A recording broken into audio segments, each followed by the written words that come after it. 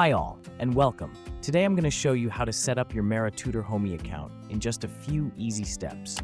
First, head over to maratutor.ai/homey. Once the page loads, click Login, then choose Create a new account. If you'd like to speed things up, select Sign up with Google. Otherwise, fill out the registration form using any email address. Go ahead and enter your name and your preferred email address.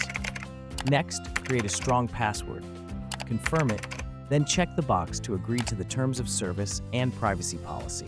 When you're ready, hit Create Account. You'll receive a confirmation email from Homey.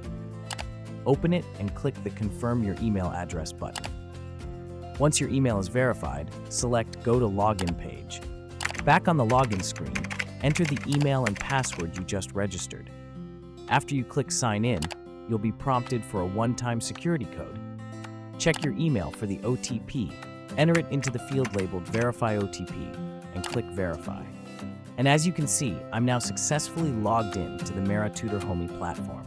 So what are you waiting for? Go and check out the Homey today.